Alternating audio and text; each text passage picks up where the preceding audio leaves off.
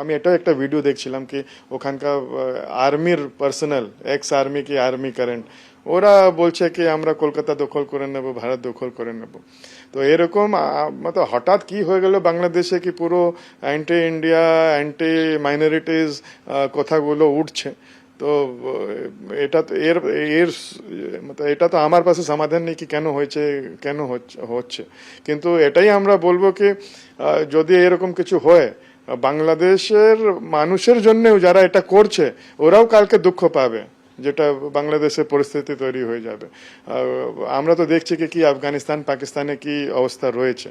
তো এটা কখনো ভালো না কি এরকম হিংসা করে অন্য লোককে দুঃখ দিয়ে মতলব কেউ ভালো থাকতে পারে। আর ভারত হচ্ছে বাংলাদেশের সব থেকে ক্লোজেস্ট নেবার।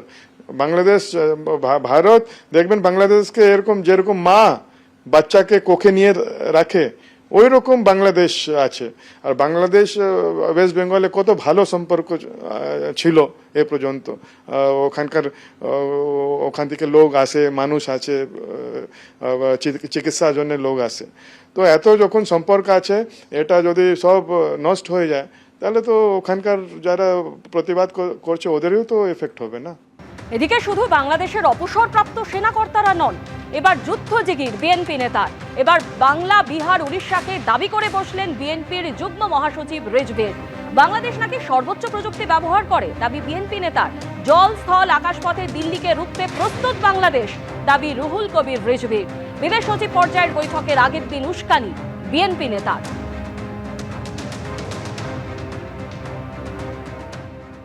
পার্শ্ববর্তী দেশ প্রতি পদে পদে প্রতি মুহূর্তে তারা নাশকতার বিভিন্ন প্রচেষ্টা তারা চালাবে।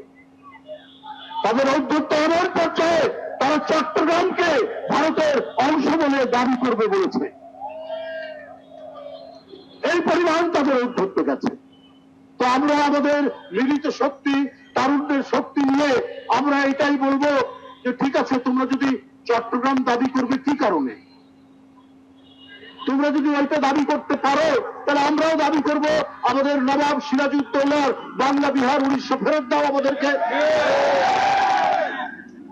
ওইটা ফেরত দিতে হবে। আমরা ওইটার জন্য দাবি করছি।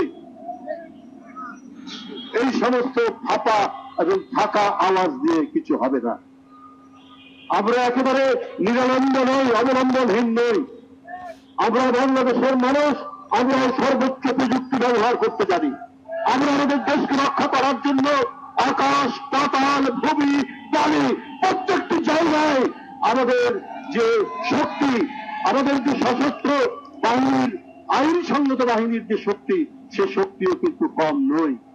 18 কোটি দেশের মানুষ বন্ধুরা, আমরা প্রত্যেকটি দিক থেকে আমরা এই দিল্লির আগ্রাসনকে প্রতিহত করতে আমরা প্রত্যেকেই প্রস্তুত রয়েছি। বাংলাদেশে ভারত বিদ্বেষের বিষ চরমে, এবার কলকাতা দখলের ডাক। 4 দিনের মধ্যে কলকাতা দখল করে নেব, ভারত তো দূরের কথা, আমেরিকারও আমাদের সামনে টিকবে না। ঢাকায় ভারত বিরোধী মিছিল থেকে হাস্যকর দাবি বাংলাদেশের প্রাক্তন সেনাকর্মীদের। মিছিলের ভিডিও পোস্ট কলকাতা ইসকনের ভাইস প্রেসিডেন্টের।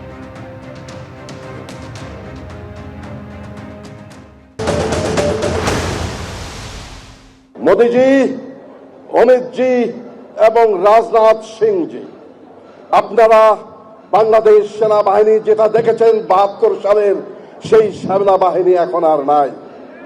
আমরা এখন যুদ্ধোপযোগী এবং যে কোনো শত্রু মোকাবেলায় প্রস্তুত। আমি বলে দিচ্ছি ভারতকে যে ট্রেনিং আমরা নিয়েছি, যে যুদ্ধ আমরা করেছি, আমরা শুধু 2 লক্ষ সৈনিক না, আমাদের সাথে 18 কোটি জনগণ আছে। আমাদের ট্রেনিং, আমাদের দক্ষতা ভারতের চেয়ে অনেক বেশি। একবার সাহস করে আমার দেশকে যুদ্ধ করবে, আমরা বলে দিচ্ছি 4 দিনের মধ্যে আমরা কলকাতা দখল করে নেব। আমরা দখল করে নেব।